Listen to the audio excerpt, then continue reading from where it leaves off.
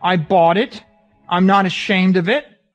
If I have to take a bit of flack and take a bit of heat for being public, it's okay to go ahead and print $1 trillion.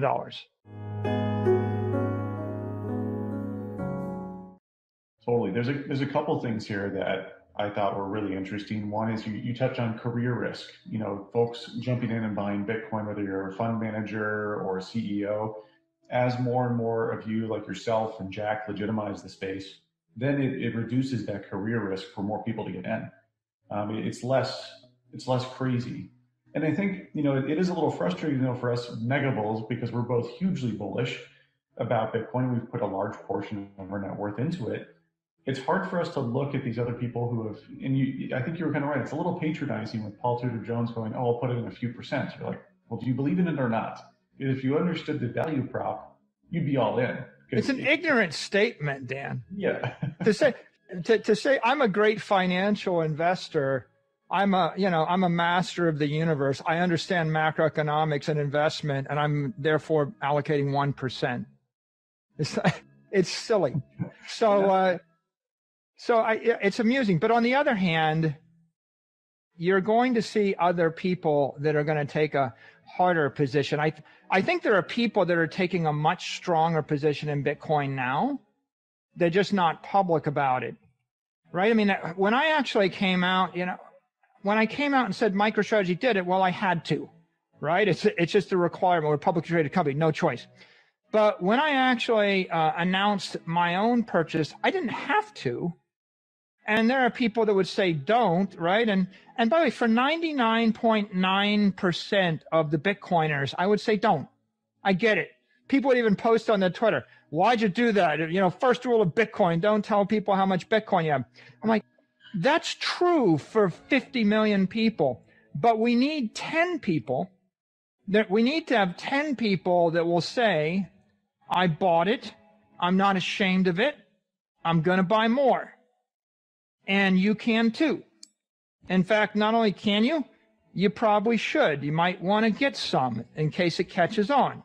So at the point that I do it, if Jack Dorsey does it, if Mark Zuckerberg does it, if Jeff Bezos does it, if some random billionaire playing tennis in the Hamptons does it, if a Bill Ackman does it, when a Paul Tudor Jones does it, if Paul Tudor Jones really wants to do something good for his position in Bitcoin, there could be no more accretive thing he could possibly do than to be honest and say, "I bought 400 million of it, and I'm going to buy more."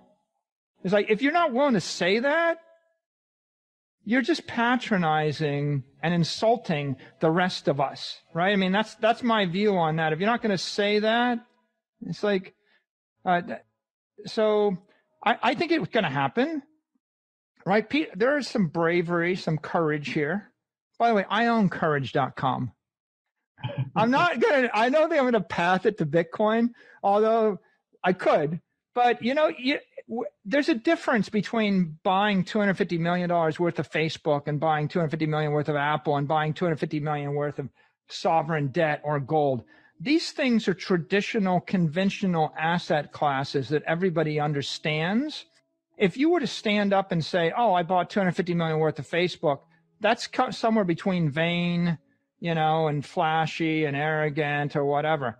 But when you're birthing an asset class, when you're actually legitimizing a brand new idea that 99% of the world doesn't understand and they are either ignorant of or afraid of, at that point, it's important that people with conviction stand up and they say, "Nothing to be ashamed of.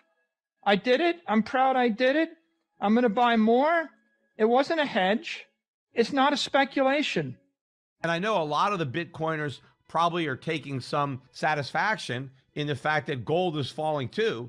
Bitcoin is falling with everything else and gold is falling. Although if it was supposed to be non-correlated, why isn't it rising? I mean, if you bought Bitcoin as a hedge, well, Bitcoin is going down as much, if not more, than the rest of the market. So it's not providing that type of hedge. Now, yes, neither is gold at the moment, but I think gold is going to be negatively correlated with Bitcoin in that gold is going to be a hedge against the market and against inflation, whereas Bitcoin will not, because it's not a real good, and therefore it's not an inflation hedge because it has no price, no value as a good that relates to any other prices that rise as a result of inflation. But meanwhile, look at what's happening with the Grayscale Bitcoin Trust. I warned about it. You know, it closed at a small discount a couple of days ago for the first time in maybe 5 or 6 years, I forget. But today, it closed at about a 5 or a 6% discount to the net asset value. It's closed at 43.20. It's down about 27% now from its high, which was set earlier this month. So that's within the month, we have this 27% sell-off. And that's about, I think, maybe 7% bigger than the Bitcoin sell-off itself. I think Bitcoin is maybe down about 20% or so from its high. As we're a little over 46,000, maybe 46,300. The high was 58,200. I didn't show up, Dan, to sleep with your daughter for the night in a one-night stand. I want to marry your daughter. Like, what? I kind of feel like, it's like, I don't want a one-night stand. I actually want someone to make a commitment to me. That's the difference here. And so we need companies to make commitments. That's why it's brave for Square to step up and do it. That's why it's brave and courageous for PayPal to do it. That's why I applaud what NYDIG did and what Stone Ridge did. And I think more people need to do it. And if I have to take a bit of flack and take a bit of heat for being public, somebody's got to do it. Totally. And I think you framed this perfectly. The first article I ever wrote was "Hodlers are the Revolutionaries." We're in a war. This war moment occurs, and you need someone courageous to stand up. You need someone who's willing to sacrifice reputation because they know what's true. They know what they believe in is right. And that's what we all do. Well, the hodlers, the Bitcoiners, we're part of keeping that flame alive. As your analogy used earlier, we're the keepers of the flame. And we represent something very important, because this isn't just a revolution to innovate XYZ in a technology sector. This isn't a revolution to increase our human rights on one area. Money is the most fundamental component of all human life. It is the storage of all time and energy that we spent to earn it. So this is, I think, hodlers, and I'd love to hear your thoughts on what role Bitcoiners and hodlers play. But I think they're part of this revolutionary guard to keep Bitcoin alive, and they're the reason why Bitcoin is alive today. Yeah, so my thought on this, in the world of financial assets and economics, you have a $250 trillion world, and scarcity is a rare and odd and strange idea, right? Because all assets are bleeding energy. Fiat is being printed. People are issuing more bonds. Companies are issuing more equity. People are developing more real estate. Miners are mining more gold. All of those assets are inflating. And therefore, they can't hold energy very well unless, say, a company's got to grow its cash flows faster than the rate of monetary expansion. If they're not able to do that, then they bleed energy, and they're not a good store of value. So on one hand, you have this world which is the world of the economist, where politics and philosophy enter in, and the idea is, because I believe something, it's okay to go ahead and print $1 trillion.